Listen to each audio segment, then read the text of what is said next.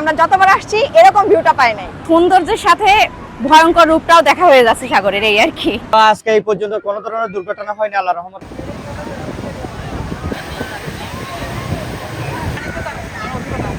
ঝুঁকিটা আর কি তেমন কোনো কিছু না, ভালো লাগা থেকে ঝুঁকি, ভালো লাগা থেকে সবকিছু।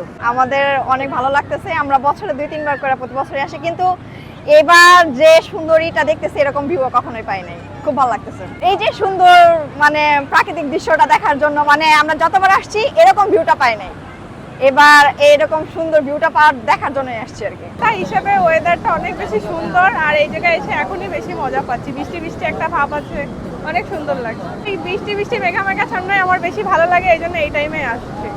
অনেক বেশি আমার সমুদ্র সবচেয়ে বেশি ভালো লাগে পাহাড়ের থেকে। বৃষ্টির জন্য একটু ঘোরাঘুরিতে অসুবিধা হচ্ছে, তবে ওভারঅল এনজয় করছি, ভালো লাগছে। উপরে বৃষ্টি, নিচে সমুদ্রের পানি, ভালোই লাগছে, খারাপ লাগছে না। সৌন্দর্যের সাথে ভয়ঙ্কর রূপটাও দেখা হয়ে যাচ্ছে সাগরের, এই আর কি।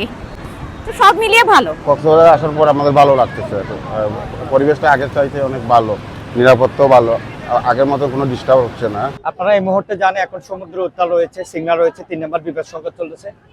তো সাধারণত আমরা যখন সিগন্যাল থাকে না তখন রেড এন্ড ইয়েলো ফ্ল্যাগ দিয়ে থাকি, সেফ জোন এরিয়া। তো যেহেতু এখন সিগন্যাল চলতেছে, এখন লাল পতাকা দিয়েছে, আমরা 3 বিচে। তো আমরা এখন আছি সুগন্ধা পয়েন্টে। সুগন্ধা পয়েন্টে এখন শুক্রবার দিন, আজকে ছুটির দিন যেহেতু, তো লোকজন নামতেছে এখন। তো সমুদ্র উত্তাল যেহেতু, যারা পানিতে নামতেছে ওনাদেরকে আমরা সবসময় মেসেজ দিয়ে যাচ্ছি হ্যান্ডমাইকের মাধ্যমে, হুইসেলের মাধ্যমে, ওনারা যেন দূরতে না যায়, কেননা পানির মধ্যে স্রোত রয়েছে, এখন গুপ্তকাল রয়েছে, যে কোনো মুহূর্তে তলিয়ে যেতে পারে। তো আমরা সর্বোচ্চ চেষ্টা করতেছি, আমরা যারা লাইফ গার্ড রয়েছি ওনাদেরকে সব সময় কাছে রাখার জন্য। তো যারা দুর্ঘটনা পড়ে ওনাদেরকে আমরা দ্রুত গিয়ে ওনাদেরকে উদ্ধার করে নিয়ে আসি। তো আজকে এই পর্যন্ত কোনো ধরনের দুর্ঘটনা হয়নি আল্লাহর রহমতে। আমরা আমাদের কাছেই থাকে, যারা পর্যটক আমাদের নিয়ন্ত্রণে থাকে, ওনারা আল্লাহর রহমতে সবসময় চেষ্টা করে ওনাদেরকে সেফ জোনে রাখার জন্য।